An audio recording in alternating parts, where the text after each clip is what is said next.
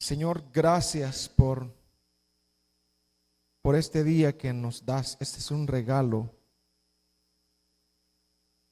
Bendito seas. Este es un regalo, Señor, que tú nos das. Y también intercedemos por la iglesia tuya que está en los países en conflicto en estos momentos. La iglesia, tu pueblo que está ahí reunido, no hay duda, ahí está tu novia, tu iglesia, y a través de todo eso tú estás obrando. En el nombre de Jesús intercedemos por tu iglesia en Irán y en Israel, en el nombre de Jesús, en el nombre de Jesús. Fortalece a esos hermanos, en el nombre de Jesús. Amén. Hermanos, en esta mañana, en este día domingo, queremos compartir sobre el segundo mandamiento. El primer mandamiento trata de no tener dioses falsos. Pero el segundo mandamiento habla de cómo ese Dios debe de ser adorado. ¿Cómo debe de ser adorado?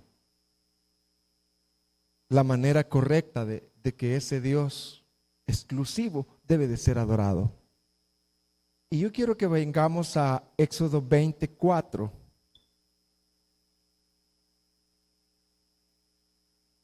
Éxodo 24. Después de leer el texto, vamos a dar una explicación breve del texto. Éxodo 24 dice: no te harás imagen ni ninguna semejanza de lo que esté arriba en el cielo, ni abajo de la tierra, ni en las aguas debajo de la tierra. No te inclinarás a ellas, ni las honrarás, porque yo soy Jehová tu Dios, fuerte y celoso, que visito la maldad de los padres sobre los hijos hasta la tercera y cuarta generación de los que me aborrecen. Y hago misericordia a millares, a los que me aman y guardan mis mandamientos. Quiero dar una explicación sencilla. En primer lugar, antes de entrar ya en materia. Cuando la Biblia dice, no te harás imagen, ¿qué está Dios haciendo ahí? Ordenando Dios. Dios prohíbe fabricar imágenes para representar a Dios. Dios prohíbe fabricar estatuas, ídolos, figuras del cielo y de la tierra y del mar. ¿Cuál es la idea acá? No convertir objetos materiales en algo que sustituya a Dios o que se adore. O sea, Dios dice, no quiero que se hagan imagen o objetos que me representen y que sean objetos de adoración o de la imaginación. Alguien puede decir, pero es que yo no adoro esos objetos. Yo es como un recordatorio. No podemos hacer eso. Porque nadie tomó fotografías de Dios. Hacerse un objeto hoy en día de Dios o aún de la época de Cristo es una mentira. Porque nadie tiene fotografías originales. Si usted usa fotografías para recordar a su mamá, usted está bien porque esa fotografía es real del recuerdo de su mamá. que así era su mamá, así era la nariz, así era, pero Dios no hay, nadie lo ha visto.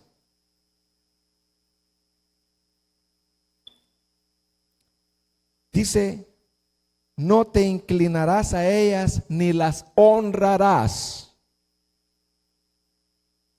No solo se prohíbe hacer ídolos, sino también adorarlos, venerarlos o confiar en ellos. Como si tuvieran algún poder divino, el mensaje es, la adoración debe de ser solo para Dios. ¿Solo para quién, hermano?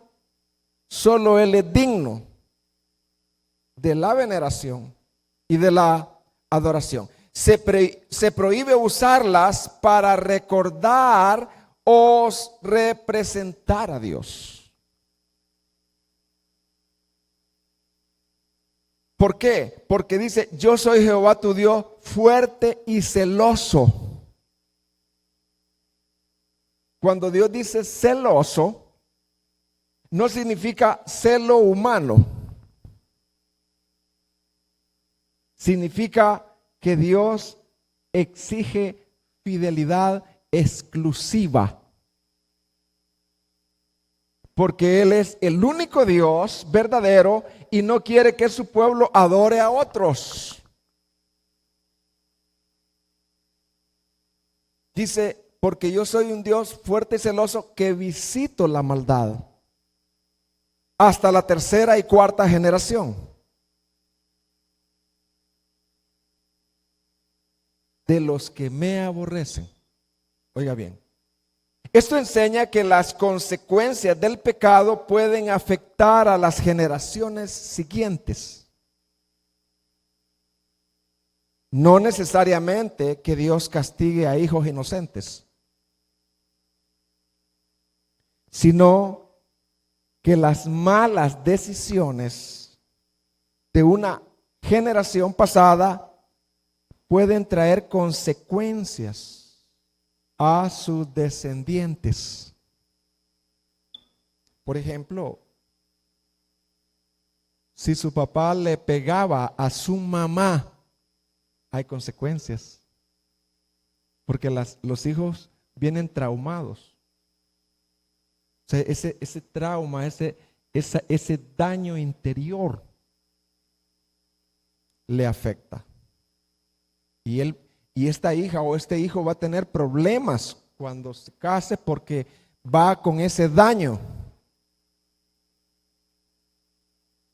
Ahora, yo quiero explicar cómo estamos nosotros procurando ser una iglesia de sana doctrina. Este texto muchas veces se malusa. Por ejemplo, alguien dice, entre cristianos, tenemos que orar para romper las maldiciones generacionales. ¿Cuántos han oído eso, hermanos? Tenemos que orar, tenemos que romper eso. Este texto se malusa para la falsa enseñanza de las maldiciones generacionales. El texto habla de consecuencias, no de maldiciones. Note que ahí no dice maldiciones, no, consecuencias.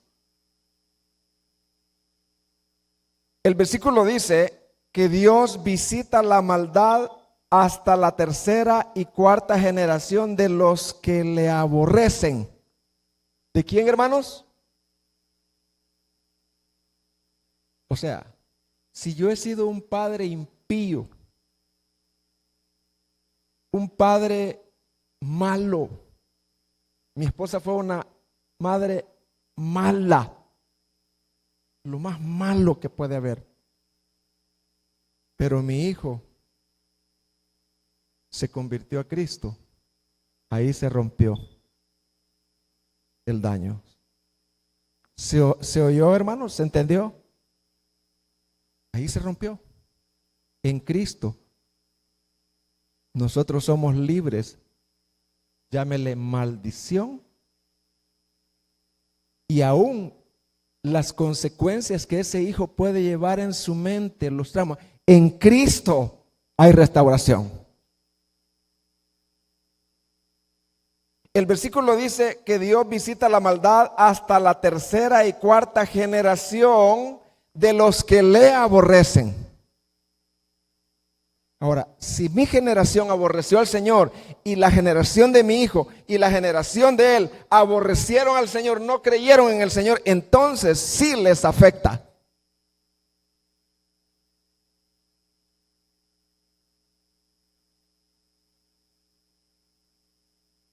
Entonces, hermanos, la clave está en la frase de los que me aborrecen. Si hay una generación, alguien puede ser hijo, perdón, de una prostituta. Yo he conocido eso en los pueblos. Hijos de una prostituta, hombres piadosos. Ahí se rompió en Cristo. Claro, yo heredo no de mi padre X maldiciones, no, yo heredo toda la naturaleza pecaminosa de mi papá. Pero al yo convertirme a Cristo, ahí se rompió todo eso. El juicio continúa solo si la siguiente generación sigue en el mismo pecado. Es decir, no es una maldición automática heredada, sino personas repitiendo el mismo pecado.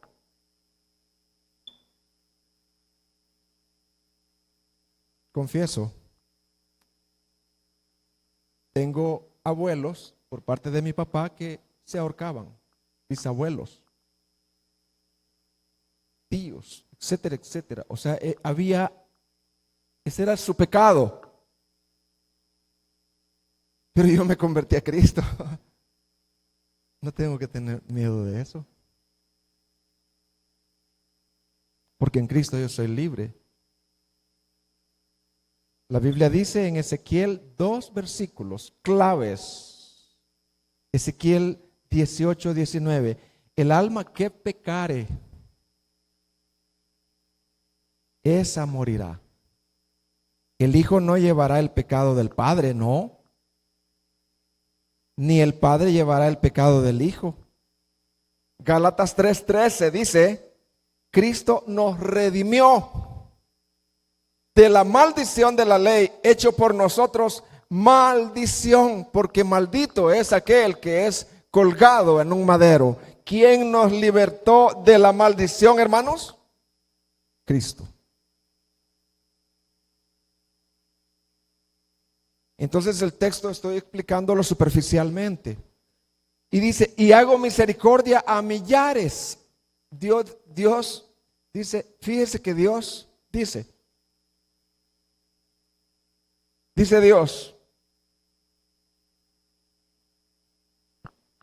a la tercera y cuarta generación yo los voy a castigar si me aborrecen.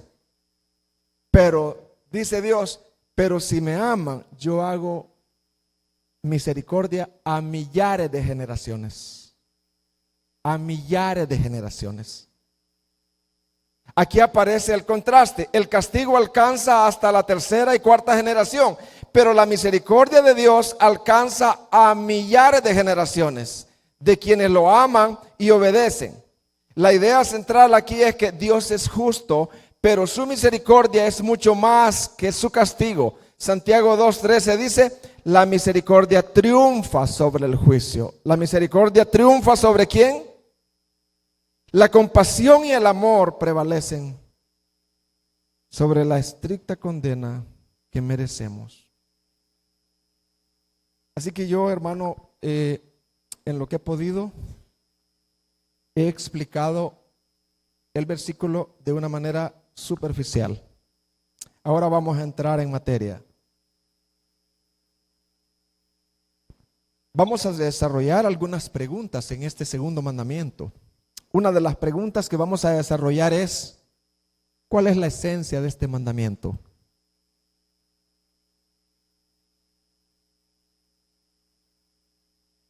¿Cuál es la esencia de este mandamiento?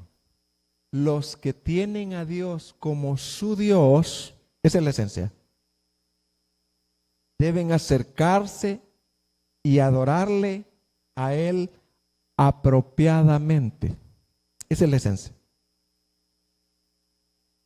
Dios dice, sí, cabal, bueno, tú me has escogido a mí como tu Dios. Excelente. Has renunciado a otros dioses. Vaya. Entonces, hijo, tú me vas a adorar no como las demás naciones, sino apropiadamente, conforme a las Escrituras. Esa es la esencia del mandamiento. ¿Cuál es la esencia del mandamiento? Que si tenemos a Dios como nuestro único Dios, al Dios verdadero y a Jesucristo, al quien Él ha enviado, entonces Él nos dice, vaya hijo, tú me has escogido a mí. Él nos escogió, ¿verdad? Pero tú me has escogido a mí. Entonces, si tú me has escogido a mí como tu Dios, yo soy único.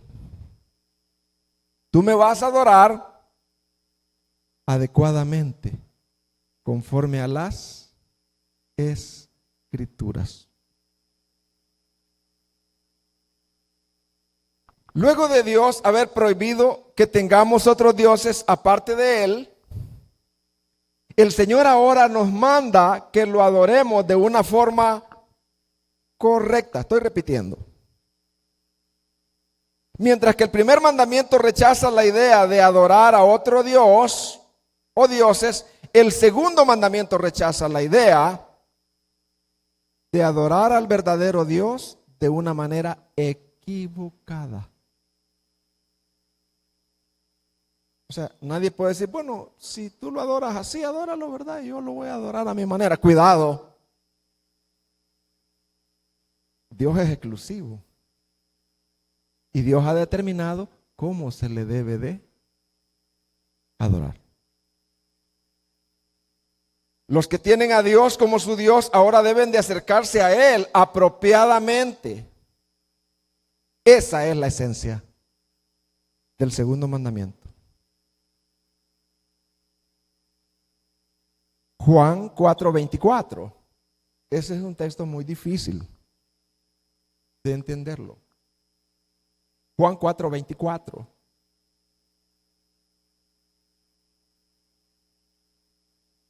El contexto es que Jesús lo dijo a una samaritana que en su mente, en la mente de ella, su concepto de adoración, ella creía en Dios, pero su concepto era que debía de adorarse en el monte Gerizim. Y los judíos decían, no, en Jerusalén. Gerizim y Jerusalén, ¿dónde? Entonces Jesús dice, te voy a decir que no es ni en Gerizim ni en Jerusalén, porque la adoración ya no se trata de lugares. Ya no se trata de lugares especiales, de monumentos, de ir al lugar tal, de ir al lugar tal. No, aquí es. Entonces Jesús dice, miren, Dios es espíritu. ¿Qué es lo primero que Dios introduce aquí en el verso? Dios es invisible. Dios no necesita lugares ya. Antes, en el Antiguo Testamento, habían lugares específicos, pero ahora estamos en el nuevo pacto, dice Dios. Ahora, dice Él, introduce, Dios es espíritu. Y los que le adoran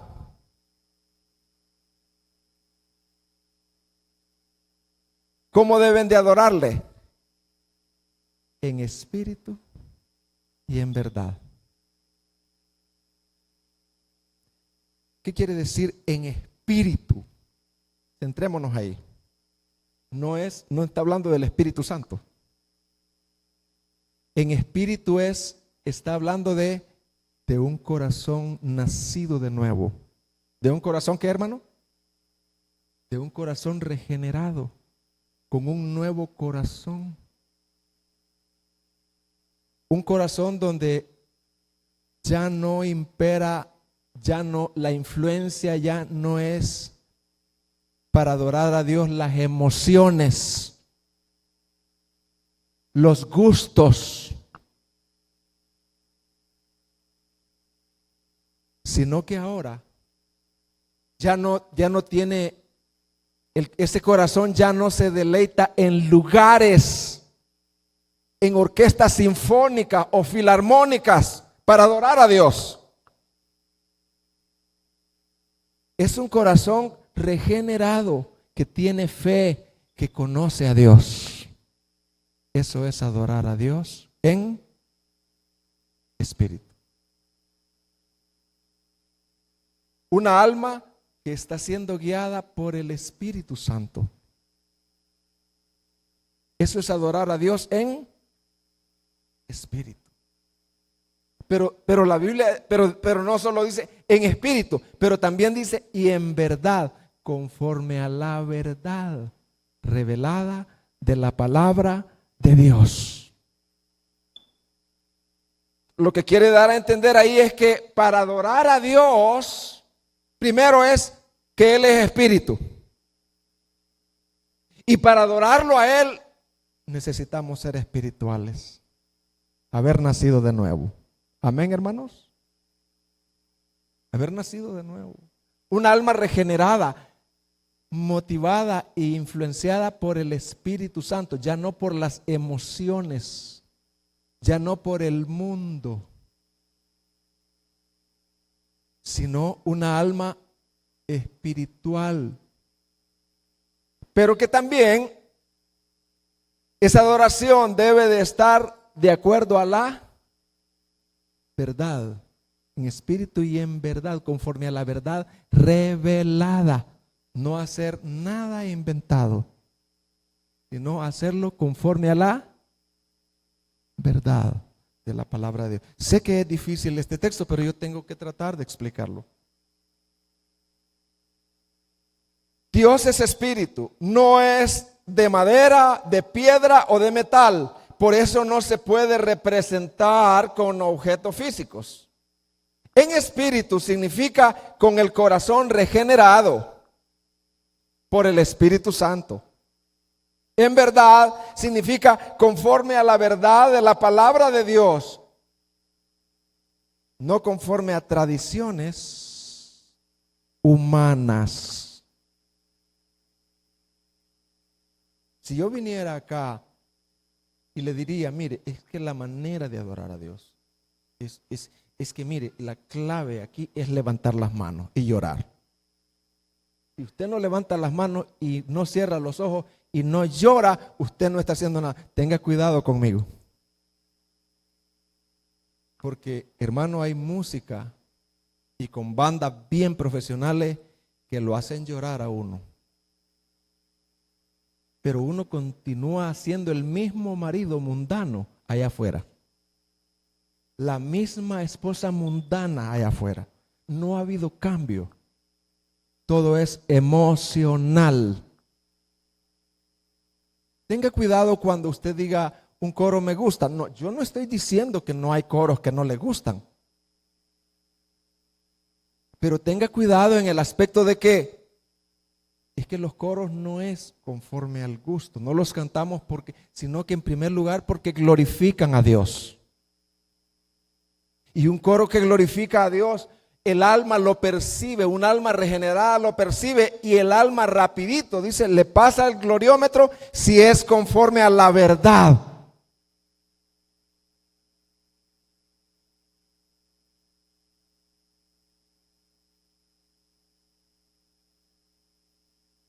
Ahora bien,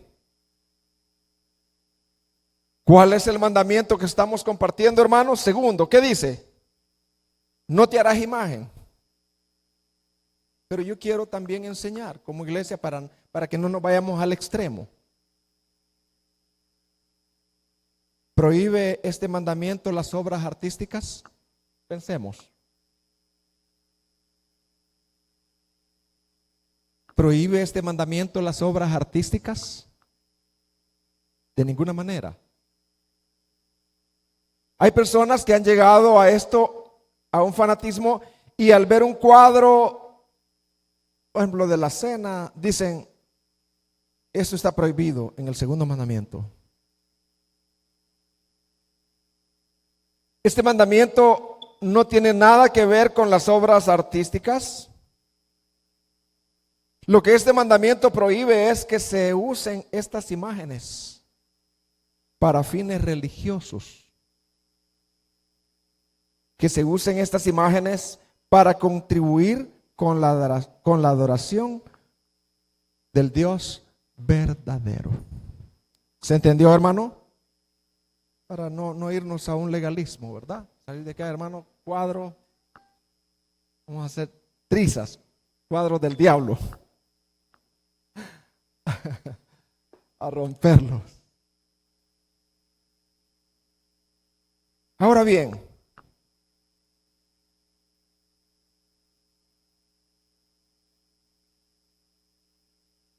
tomé bastante material de acá, de unas prédicas del pastor Sugel,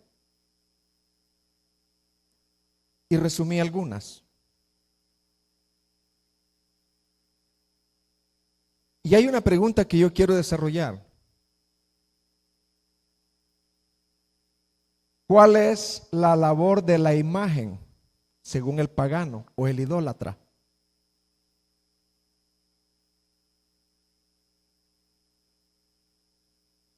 ¿Cuál es la labor si usted le preguntara a un pagano, a un idólatra que lleva un muñeco, un ídolo, llámele San Antonio, San Isidro, llámele el que sea. Si usted le pregunta, mira, ¿y de verdad tú crees que Él es un Dios, que Él es Dios poderoso? Él le va a decir, no. ¿Realmente piensan los idólatras, los paganos, que esa imagen construida por sus propias manos son dioses? No, ellos no creen así. Yo sé que usted así también creía.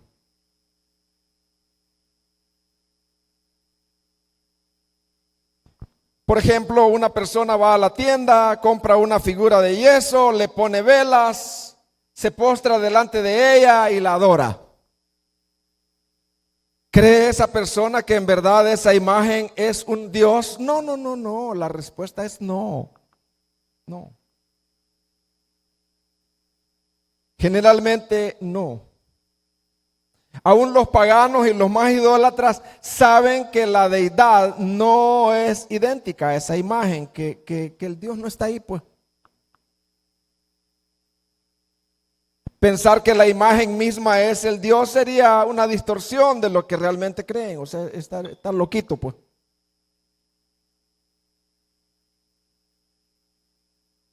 ¿Qué piensa entonces el idólatra? El idólatra piensa así, mire. Lo que el idólatra piensa es que esa imagen lo pone en contacto. ¿Qué piensa el idólatra? Que esa imagen lo pone en contacto con el poder del Dios que él adora. O sea, él sabe que esa deidad que él adora está lejos, pero esa imagen lo pone en contacto. La imagen funciona como un medio, como un mediador. ¿Cómo funciona la imagen? Como un mediador, a través del cual él adora y puede acercarse a ese poder divino que no puede acercarse de un solo porque lo mata. No puede acercarse directamente porque lo mata.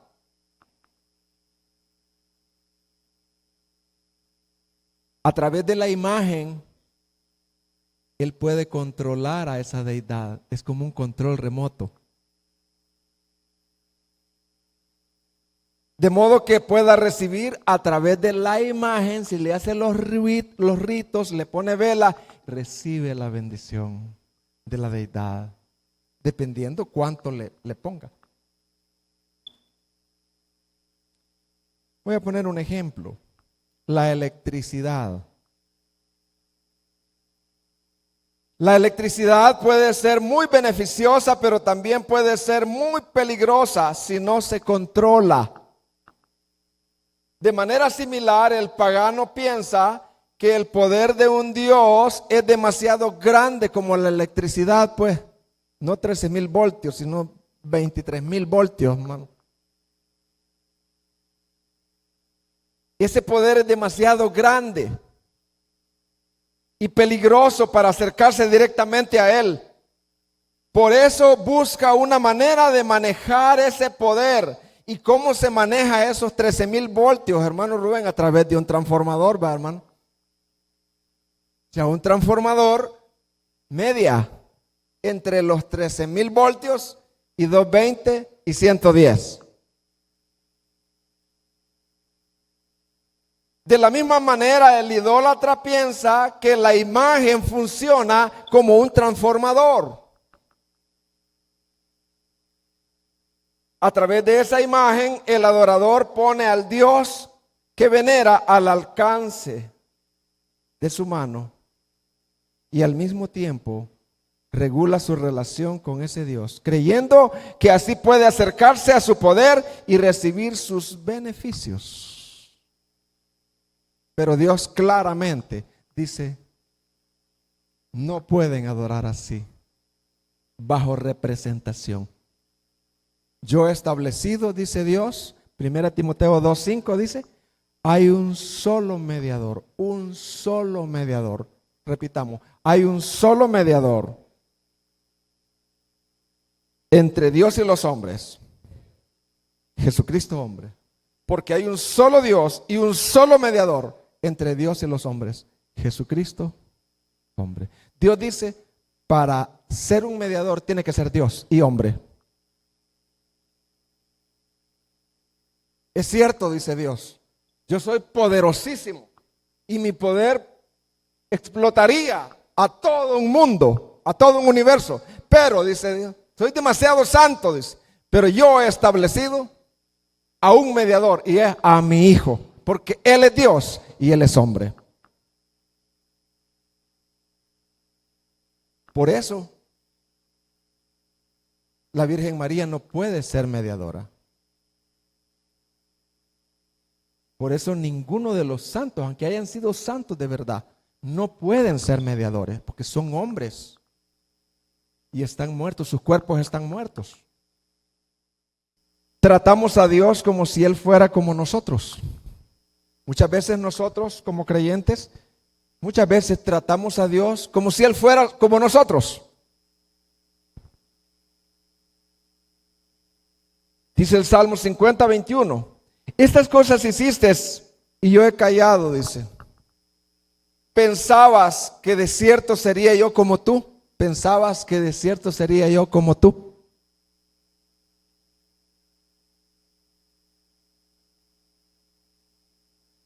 Usted no ha oído. Es que yo le dije a Dios, dice, mira Dios, vamos a hacer un trato. Cuidado con esa irreverencia. Es que mira Dios, vamos a hacer un trato. Pero con soberbia, hermano. Es que mira, si tú me das esto, yo me entrego. Cuidado.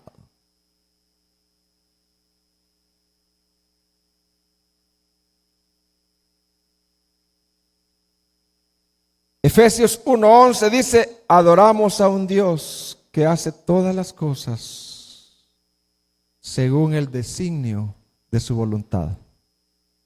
Yo lo que podría hacer es decirle, Señor, si Él me da un corazón para hacerlo, si soy inconverso, Señor, si tú me salvas, yo estaré tan agradecido, pero con humildad, ¿verdad? y yo seré tu esclavo. Pero no lo condicionas. Es si tú quieres, Señor, salvarme.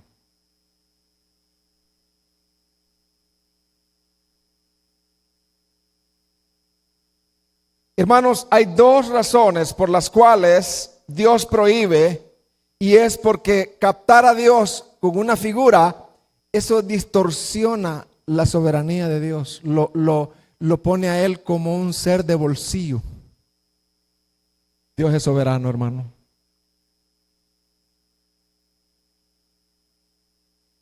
Y la otra es que tratar de capturar a Dios en una imagen es malentender su majestad, es malentender su majestad. ¿Es malentender qué, hermano?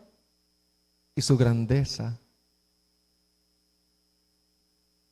No importa qué tan genial sea el artista, nunca podrá un ser humano diseñar una imagen que represente adecuadamente a nuestro Dios. Dios es demasiado majestuoso y demasiado grande para mantenerlo en una imagen. Se lo voy a demostrar por las escrituras. Me encanta esto. Isaías 40:12. Mire lo grande que es Dios. Me encanta.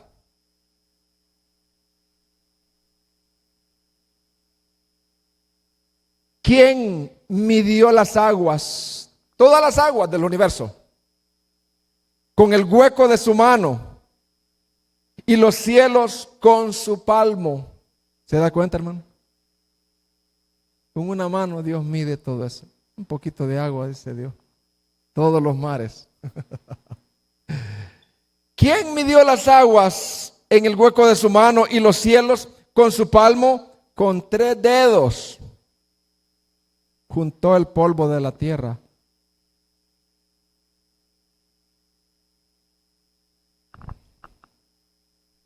Tenemos varias semanas de estar haciendo un hoyo ahí. Terrible. Dios con un dedo, con 3 dedos juntó el polvo de la tierra y pesó los montes con balanza y con pesa los collados.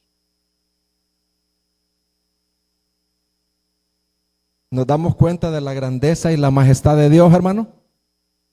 Es que mira, Dios, tenga cuidado.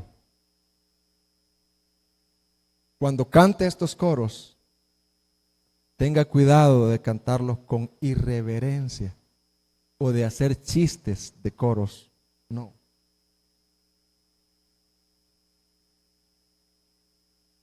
Dice un hermano que los alumnos de una escuela, por respeto a Dios, aunque no sean nacidos de nuevo, deben de abrir la boca y cantar. Cuando están cantando himnos, es que es un respeto a Dios. Que no cantan el himno a la patria, pues. ¿Quién no lo hace? Dice Isaías 40, he aquí que las naciones les son como la gota de agua que cae del cubo. ¿Qué versículo es ese, hermano? 15. He aquí que las naciones, tan orgullosas las naciones. Dice una nación, yo puedo destruir el mundo con un misil. Cuidado.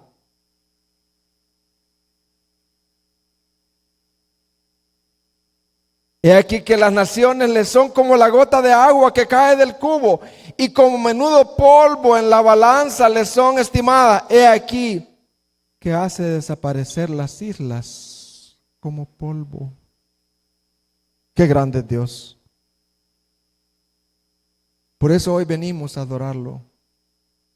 Por eso apartamos este día para la adoración. Salmo 147, versículo 4.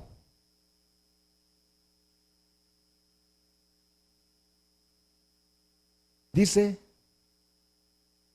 Él, Dios, cuenta el número de las estrellas.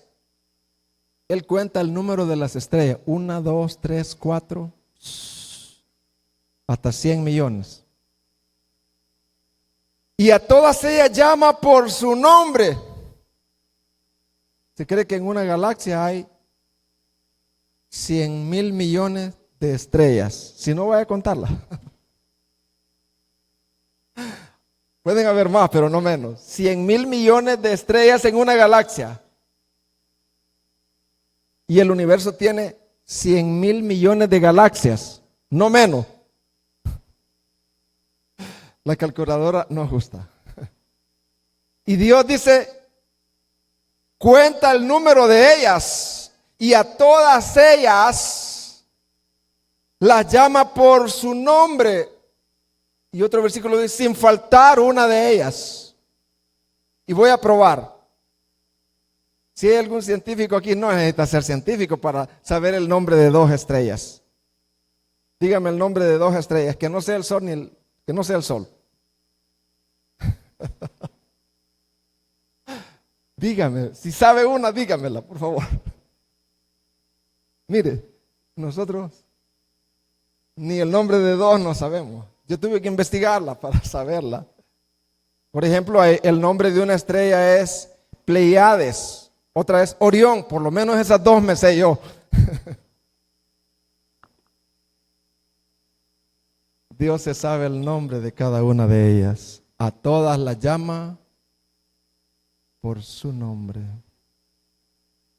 ¿Y cuál es el punto aquí? Isaías 40:18 dice, por la grandeza, por mi majestad, ¿cómo se atreven a hacer una imagen mía? ¿Cómo me comparan? ¿A qué pues haréis semejante a Dios? ¿Qué figura haréis que represente a un Dios así? Ninguna. Tratar de representar a Dios en una imagen es tratar de tener una perspectiva inadecuada de Dios. Por eso Él prohíbe eso.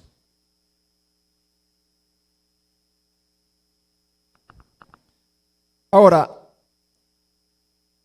en el caso de los israelitas, es que mire, los israelitas sabían que solamente había un Dios verdadero y era Dios. El problema de los israelitas era que querían usar medios para adorar a Dios por el corazón no convertido. Por ejemplo, en el caso de Aarón,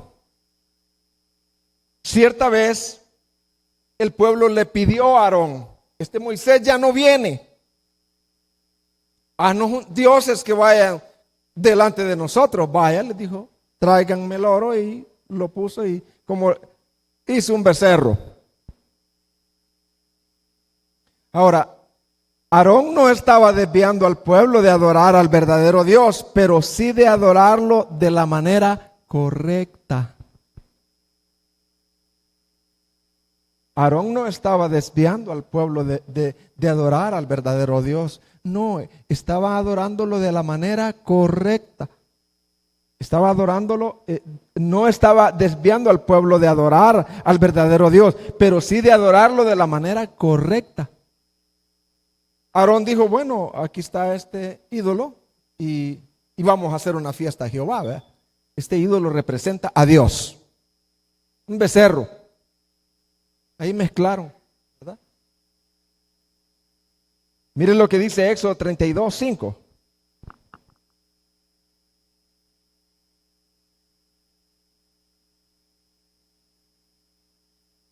Y viendo esto, Aarón edificó un altar delante del becerro, un altar delante del becerro, un altar delante del becerro. Y pregonó Aarón y dijo, mañana será fiesta para el becerro. Así dice ahí. Mañana vamos a celebrar una fiesta para el becerro. Así dijo. No, el becerro va a ser un mediador. Mañana la fiesta va a ser para Jehová. ¿Verdad? Entonces, si usted va a las tradiciones que creemos en un solo Dios verdadero, ellos le van a decir, no, es que nosotros no estamos adorando a esta imagen, es una representación de Dios. O sea, Pero Dios dice, no, dice Dios, no me comparen así. Los israelitas querían adorar a Dios, pero de la manera que Él había prohibido, de la manera que Él había prohibido. Porque, ¿por qué Dios prohíbe que se le adoren con imágenes, con mediadores? Porque esas imágenes, tarde o temprano, se convierten en dioses. Le quitan el lugar a Dios, capturan el corazón. Por eso el catecismo de Westminster, la pregunta número 51 dice, ¿qué se prohíbe en el segundo mandamiento? El segundo mandamiento prohíbe que rindamos culto a Dios por medio de imágenes, por cualquier otro medio no autorizado por su palabra. Esa es la esencia del mandamiento. Por eso nosotros nos adherimos a una confesión. Porque gracias a esas confesiones nosotros podemos decir, igualmente creemos que las iglesias históricas, claro que la confesión no es la Biblia, pero mientras la confesión esté apegada a la Biblia, nosotros nos adherimos a esa confesión.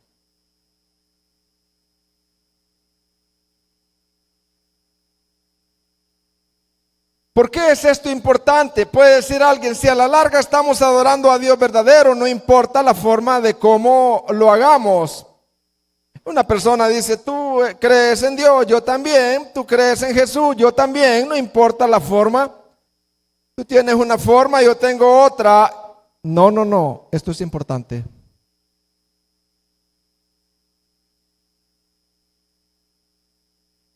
La forma de cómo adoramos a Dios no es algo trivial y sin importancia. La forma apropiada nos ha sido revelada en las Sagradas Escrituras.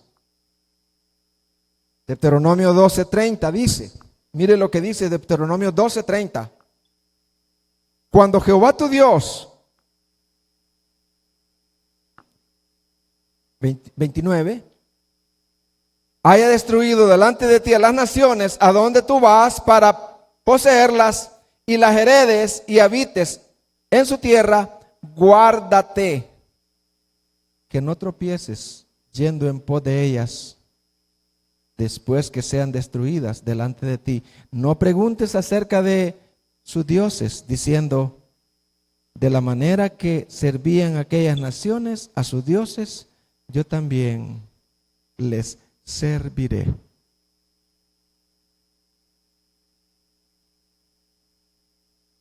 Estas enseñanzas nos muestran que debemos de cuidarnos de tener una perspectiva inadecuada de Dios. Toda imagen confeccionada que se hace de Dios fueron confeccionadas en la mente. ¿A dónde fueron confeccionadas? En la mente. La mente es falible.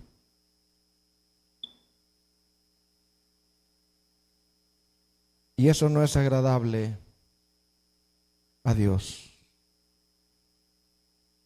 Quiero entrar a unas aplicaciones. Pongamos mucha atención, por favor. Saben que Adán y Eva son nuestros padres. Nosotros hemos heredado todo lo de ellos, naturalmente y espiritualmente. Tal palo, tal astilla. Adán y Eva antes de la caída tenían la capacidad de adorar. ¿Qué tenían ellos, hermano?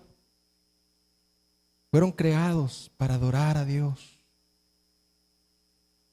para llenar su vacío, podríamos decir, con Dios, para que Dios fuera su satisfacción. Fueron creados con la capacidad de adorar y también Dios era el objeto de su adoración. Porque para adorar se necesitan dos cosas: capacidad de adorar y un objeto de adoración. ¿Qué se necesitan para poder adorar? Capacidad de adorar y un objeto de su adoración. El perro no lo tiene. Por eso usted no ve estadios de perros o conciertos de perros, conciertos de monos.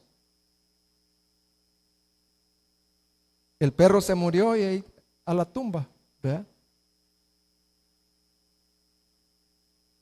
Adán y Eva antes de la caída tenían la capacidad de adorar. Y el objeto de su adoración era el Dios verdadero. ¿Quién era el objeto de su adoración?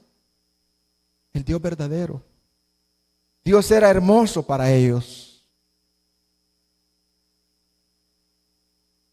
Cuando Adán y Eva cayeron, todos los que descendemos de ellos nacemos distorsionados. Nacemos con la capacidad de adorar, pero en cuanto al objeto de adoración, se idolatra. Todos los que descendemos de Adán caído, nacemos con la capacidad de adorar, pero el objeto de adoración se idolatra. O sea, el objeto es como estos lentes. Ahorita veo bien, pero si usted me tira aceite quemado, ya los veo feos a ustedes. Todos manchados. Así fue. Cuando el hombre cayó, el objeto de su adoración se manchó. Ya Dios no era hermoso.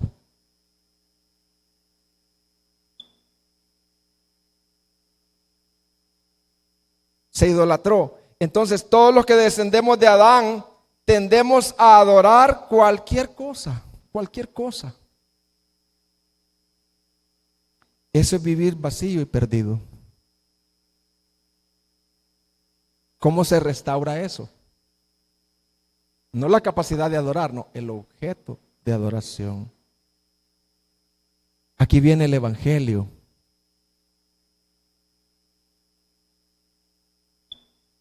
Cristo, el postrer Adán, o sea, el último Adán, es el adorador perfecto. Él nunca ha perdido ni la capacidad ni el objeto. Cristo vino, murió y resucitó. Y cuando tú te arrepientes y crees en Él, oiga bien, cuando tú te arrepientes y crees en Él, Él viene a morar en ti. Y te da nueva vida. Y te da nueva vida. ¿Y nos da qué? Y no solo puedes adorar, sino que el objeto de adoración se recupera, se restaura. Y entonces Dios vuelve a ser precioso para ti. Primera de Pedro 2:7 dice: para vosotros pues los que creéis, Él es precioso. Wow. Repitan conmigo: para vosotros pues los que creéis, Él es precioso. Quisiera llorar. Es que esto es para vivir, para meditar. Para vosotros pues los que creéis, Él es precioso.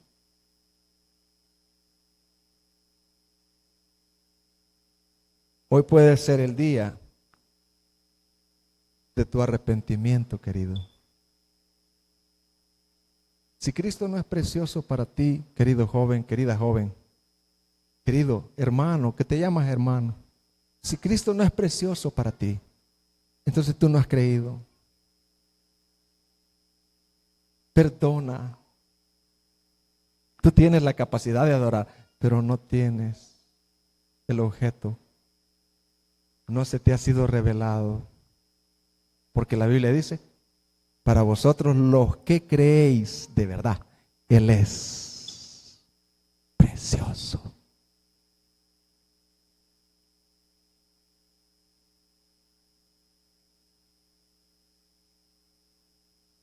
Hermanos, estoy aplicando. Nuestra adoración debe de ser espiritual. ¿Cómo debe de ser nuestra adoración? Espiritual. Y conforme a la palabra. No inventemos para nuestra alma maneras de sentirnos bien adorando a Dios. Mediante la imaginación. No dependamos de lugares. No dependamos de lugares instrumentos o músicas.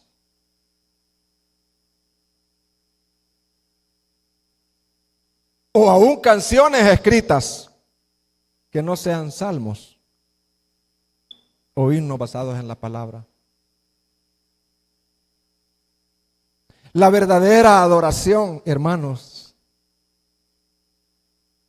nace de un corazón regenerado que conoce a Dios. Un corazón regenerado, hermano, y está delante de Dios y dice: papá, o sea, Señor, yo, Padre, yo, qué lindo eres, yo, Padre, yo no te había conocido. Y usted está diciendo palabras, hermano, que salen de un corazón regenerado. Y que tú eres tan hermoso. Yo no había visto tu hermosura. Gracias por llevarme a creer. Y este es un milagro, Padre. Y usted no está en un concierto allá en Estados Unidos o donde sea, famoso, una iglesia famosa. Usted está delante de Dios con un corazón regenerado y con su Biblia, porque dice: pero la hora viene y ahora es cuando los verdaderos adoradores adorarán al Padre en espíritu y en verdad. Jonathan Edwards dice que él vio un avivamiento y todos creían que el avivamiento ya había pasado con los años, pero él dice: no. Yo veía a un hombre que llevaba bueyes arando sucio, con lágrimas en los ojos, tan agradecido a Dios, porque Dios a ese campesino le había dado unos bueyes y le había dado la vida y le había dado a Dios como su compañero ahí en ese terreno. Yo vi, dice Edward, un gran avivamiento ahí. El corazón regenerado puede adorar a Dios en espíritu y en verdad. Porque aún en su enfermedad dice: yo que yo me voy a morir dentro de 2 años. Sí, Padre, pero estoy tan agradecido, me diste 61 años. Wow. Me dice 59. Señor, y te conocí.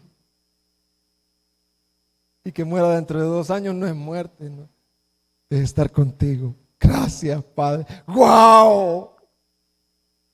Vendrá el día en que los verdaderos adoradores adorarán al Padre en espíritu, porque tales adoradores busca al Padre, que le adoren en espíritu y en verdad. El corazón regenerado siempre busca y estará satisfecho de adorar a Dios conforme a la palabra y no otros medios. Querido, ¿ya experimentaste el nuevo nacimiento en tu vida? No dirás que no te lo dije, ¿oíste? No ores solamente por tus estudios, por tus situaciones económicas o problemas superficiales. Ora para que Dios nazca en tu corazón. Acuérdate de aquel hombre de México que tenía carga por su niña y decía: Señor, gracias por la niña no era nacida de nuevo, y decía el hombre: Señor, gracias por estos alimentos. Ahí estaba la niña: Señor, gracias por estos alimentos. Y Señor, mi niña no ha nacido de nuevo, que nazca. En el almuerzo: Señor, gracias porque nos has dado este alimento. Y Padre, acuérdate de mi hija, Señor, que nazca de nuevo. Y con los meses la niña le: papi, ya no ores así, porque ya nací de nuevo.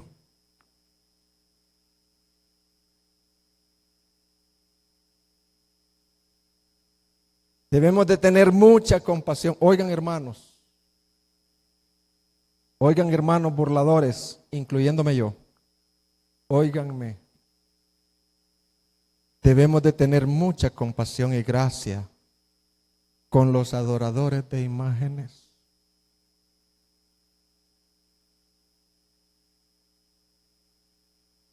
No haya en nosotros un espíritu crítico, sino una compasión. Y decir, no burlarnos de ellos, sino una actitud de compasión, de intercesión. Hermanos, como dice el hermano Marco Vidal en una canción, la sola diferencia entre ellos y nosotros es que nuestros ojos en su misericordia se nos han sido abiertos y los de ellos no. Esa es la sola diferencia. El cielo será un lugar de gratitud, donde vamos a decir, mis familiares fueron al infierno, sí, pero yo estoy aquí. No. Mis familiares fueron al infierno y yo estoy aquí en el cielo, adorando al Cordero. Pero la sola diferencia es que, como dice 2 Corintios 4:6, Dios mandó en lo personal que mis ojos fueran abiertos. Fue su amor y su misericordia. Debemos de tener gozo y no perderlo, porque tenemos al Dios verdadero y a Jesucristo, a quien Él ha enviado. Debemos tener cuidado de crear una imagen falsa de Dios en nuestra mente. Debemos de tener cuidado de crear una imagen falsa de Dios en nuestra mente. Tenemos que tener cuidado. No siempre se necesita una estatua para violar este mandamiento. No te harás imagen. Muchas veces la persona inventa en su mente un Dios diferente al que revela la Biblia. Por ejemplo, no, es que el Dios mío nunca juzga. No prediquemos del infierno, hermano.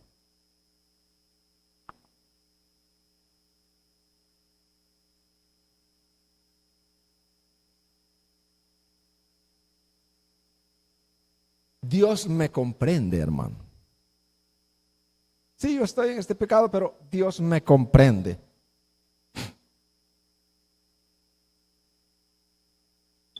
Él conoce mi corazón. En pecado, pero es que Él conoce mi corazón. Sí, Él conoce su corazón, que es corrupto.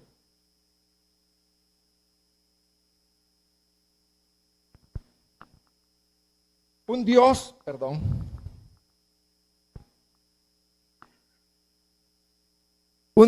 que aprueba cualquier estilo de vida.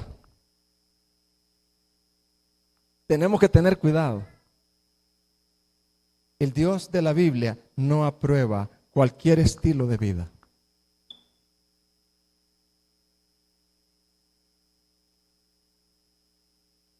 Hay una expresión que para mí ya es bien clara. Dice, Dios te ama tal cual eres. Dios te ama tal cual eres. No. Dios te ama a pesar de lo que eres. A quien Dios ama tal cual Él es a Jesucristo.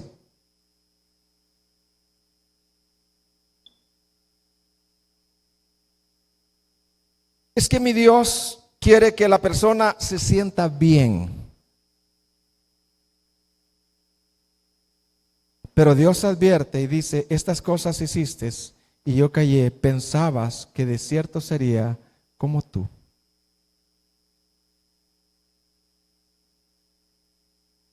Hermanos, el hombre piensa erróneamente de Dios. Debemos conocer a Dios como Él se revela en las Sagradas Escrituras, no como la cultura lo presenta. Hermanos, debemos de estar tan agradecidos antes de cantar ese coro al Dios que adoramos. Debemos de estar tan, pero tan agradecidos.